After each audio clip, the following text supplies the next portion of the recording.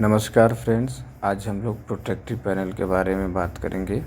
Protective panel AOT crane का main panel होता है, जो कि प्रोटेक्टिव पैनल एओटी क्रेन में सेफ्टी के लिए इस्तेमाल किया जाता है। ठीक है फ्रेंड्स, आज हम लोग प्रोटेक्टिव पैनल के बारे में जानेंगे, पावर सप्लाई के बारे में, किस तरीके से आता है सप्लाई, कैसे सप्लाई आ रहा है, उसके बारे में जानेंगे। ठीक है फ्रेंड्स, इसको बोलते हैं प्रोटेक्टिव पैनल और इसमें क्या क्या कंपोनेंट इस्तेमाल किया जाता है। इंडिकेशन लैंप है, आर फेस का, वाई फेस का और बी फेस का। ये इंडिकेट करता है कि हमारा तीनों सब फेस सप्लाई आ रहा है या नहीं। अभी देखते हैं, ये मीटर लगा हुआ है जिसमें कि आप अगर प्रैक्टिकली में बारीकी से देखेंगे तो VAF लिखा हुआ रहता है। VAF मतलब वोल्टेज, एम्पियर और फ्रीक्वेंसी। तो वोल्टेज को, एम्पियर को और फ्रीक्वेंसी को आसानी से देख सकते हैं कि हमारा वोल्टेज आ रहा है या नहीं, सप्लाई लोड कितना हो रहा है क्रेन का, सब उसमें देखेंगे। अभी फ्रेंड्स, ये जो हैंडल है, ये इस पैनल को ऑफ करने के लिए या ऑन करने के लिए हैंडल का इस्तेमाल करते हैं। इसमें SFU लगा हुआ है, उसी का ये हैंडल है फ्रेंड्स। इसके थ्रू हम लोग ऑन ऑफ कर सकते हैं। ठीक है फ्रेंड्स, इसको स्विच भी बोल सकते हैं, ऑन ऑफ स्विच मतलब एक स्विच की तरह बिहेव करता है, या कनेक्ट डिस्कनेक्ट। अभी देखते हैं पैनल के अंदर में ये जो केबल है ब्लैक कलर का और ग्रे कलर का। तो ग्रे कलर का जो है वो DSL से आया है और ब्लैक कलर हमारा ग्रे पैनल के लिए इस्तेमाल किया गया है। ये आर फेस है, वाई फेस है और बी फेस है। ये सप्लाई जो है DSL से आ रहा है और यहाँ से RYB ग्रे पैनल के लिए इस्तेमाल किया गया है। तो हम लोग चलते हैं DSL के बाद।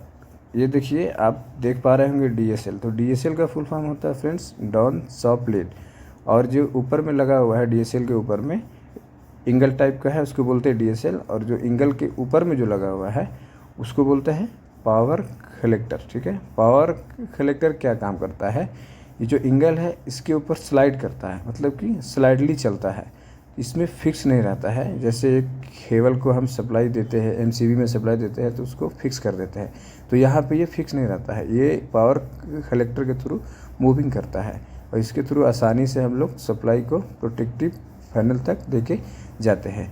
प्रैक्टिकल में आप इंडस्ट्रीज़ में देखेंगे तो आपको इस टाइप को देखने को मिलता है। ये R phase, Y phase, B phase और न्यूट्रल सप्लाई यहाँ से लिया गया है। 4 DSL इस्तेमाल किया गया है। ठीक है फ्रेंड्स, आप देख पा रहे होंगे अच्छे से। 4 है, एक ऊपर है, उसके बाद एक और है, फिर उसके बाद एक और है, फिर एक नीचे में है, मतलब कि ये 4 DSL है। इसके थ्रू हम लोग प्रोटेक्टिव पैनल में सप्लाई लेके जाते हैं। प्रैक्टिकली में आपको इस टाइप को देखने को मिलता है। आप इंडस्ट्रीज़ में जाएंगे तो आप देख सकेंगे, अच्छे से बारीकी से देख लीजिए। RYB और न्यूट्रल 4 बस बार लगा हुआ है। अब चलते हैं फ्रेंड्स पैनल में किस तरीके से सप्लाई का कनेक्शन किया गया है, पावर सप्लाई का। अब हम लोग आ जाते हैं पैनल में जी। जैसे कि आप देख पा रहे होंगे, आर फेस है, वाई फेस है और बी फेस है। ये कहाँ हुआ कनेक्ट ना, पावर बस बार में। जो R, Y और B जो है ये पावर बस बार लगा हुआ है एल्युमिनियम का, और रेड कलर का जो है इस पर माउंट किया गया है, ये इंसुलेटर है। ठीक फ्रेंड, अभी ओवरव्यू आप SFU देखेंगे तो इस टाइप को देखने को मिलता है, जो कि R, Y और B और न्यूट्रल इन हुआ है। मतलब जो SFU है ये 4 पोल का है। 4 पोल का मतलब आप अगर प्रैक्टिकली में देखेंगे तो इस पर TPN लिखा रहता है। TPN मतलब 3 पोल और न्यूट्रल। ठीक है फ्रेंड्स, जो SFU का रेंज है, मतलब कि एम्पियर रेटिंग, वो 200 एम्पियर का है। जैसा कि आप देख पा रहे होंगे लिखा हुआ है, हर एक फ्यूज पे 200 एम्पियर लिखा हुआ है, मतलब 200 एम्पियर का ये SFU है। और यहाँ पे लिखा है, देखिए, ITF 3F 200 एम्पियर और TPN मतलब 3 फेस न्यूट्रल, यानी 4 पोल का ये SFU है। ठीक है फ्रेंड्स, अभी देखते हैं SFU के आउटपुट से सप्लाई कैसे जाता है। ये देखिए फ्रेंड्स, आप देख पा रहे होंगे SFU का आउटपुट, मतलब यहाँ पे आर फेस है, वाई फेस है और बी फेस है। ये किस तरीके से सप्लाई आगे जा रहा है देखेंगे हम लोग। ये RYB फेस सप्लाई आया लाइन कॉन्टेक्टर में। प्रोटेक्टिव पैनल में एक लाइन कॉन्टेक्टर इस्तेमाल किया जाता है जो कि एक ऑन ऑफ स्विचिंग का काम करता है कॉन्टेक्टर। इसके लिए हम लोग ड्राइवर केबिन में पुश बटन का इस्तेमाल करते हुए 110 सप्लाई देते हुए और कॉन्टेक्टर को ऑन कराते हैं। ओवर भी देख पा रहे होंगे कनेक्शन आप कितने अच्छे से किया हुआ है। ठीक है फ्रेंड्स, अब देखते हैं कॉन्टेक्टर जो है लाइन कॉन्टेक्टर, उसके आउटपुट में RYB आउट हुआ है। आउट होने के बाद यहाँ पे काफ़ी सारे वायर आपको दिख रहा होगा। ये वायर जो है जो और भी स्टार्टर होता है, जैसे मेन होस्ट का, ऑक्सिलरी होस्ट का, LT का और CT का। तो जो लाइन कॉन्टेक्टर के आउटपुट का जो बसबार लगा हुआ है उसी से यहीं से जो है कनेक्ट किया जाता है सभी पैनल के लिए। RYB सप्लाई यहाँ से पावर का दिया जाता है। ठीक है फ्रेंड्स, अभी देखेंगे इसमें कुछ इस प्रकार का कनेक्शन दिया रहता है जो कि आप अच्छे से देख पा रहे होंगे। अभी हम लोग देखेंगे इसमें कुछ और भी कंपोनेंट इस्तेमाल किया जाता है जो कि MCB लगे होते हैं, जो आपको यहाँ पे दिख रहा होगा। 2 पोल का MCB लगा हुआ है, 3 MCB लगे हैं। अलग अलग सप्लाई के लिए MCB इस्तेमाल किया जाता है, जैसा कि 440 के लिए, 110 के लिए, 230 के लिए। तो यहाँ पे अलग अलग टाइप का MCB इस्तेमाल किया गया है। और ये जो है ऑक्सिलरी कॉन्टेक्टर है जो कि कंट्रोलिंग के लिए इस्तेमाल किया गया है। आप अच्छे से देख पा रहे होंगे। नेक्स्ट आते हैं, ये है रेड कलर का जो दिखाई दे रहा है, रेड, ब्लैक, ग्रे, ब्लू, ये सब जो है ये वायर कनेक्टर है। इसके थ्रू आसानी से हम लोग केबल को कनेक्ट करते हैं बिना किसी जॉइंट के। मतलब जॉइंट करते हैं तो वहाँ पे खोलने में, कसने में, मतलब कुछ भी काम करने में दिक्कत होता है, इसीलिए कनेक्टर का इस्तेमाल करते हैं। अभी आप देख पा रहे होंगे अच्छे से, ये है कंट्रोल ट्रांसफार्मर जिसका रेटिंग VA में दिया हुआ है। VA मतलब वोल्टेज एम्पियर, जिसका रेटिंग है 2000 VA। अभी यहाँ पे आप अच्छे से देख पा रहे होंगे प्राइमरी लिखा हुआ है, PRIM प्राइमरी।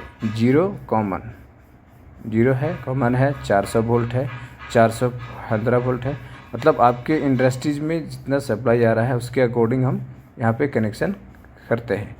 ठीक है फ्रेंड्स, अभी देखेंगे सेकेंडरी साइड। सेकेंडरी साइड में ACC लिखा हुआ मतलब सेकेंडरी साइड है, PRI मतलब प्राइमरी और ACC मतलब सेकेंडरी। तो सेकेंडरी साइड में आपको 0.com मतलब कॉमन सप्लाई और 110 वोल्ट मतलब ये स्टेप डाउन ट्रांसफार्मर हुआ, जो कि प्राइमरी साइड में 440 हुआ, इन हुआ और आउट कर रहा है 110 वोल्टेज AC सप्लाई, जो कि स्टेप डाउन ट्रांसफार्मर कह सकते हैं या कहते हैं, बोला जाता है। स्टेप डाउन मतलब प्राइमरी साइड में वोल्टेज ज़्यादा आएगा और सेकेंडरी साइड से वोल्टेज कम आउट करेगा, तो उसको हम लोग स्टेप डाउन ट्रांसफार्मर बोलते हैं।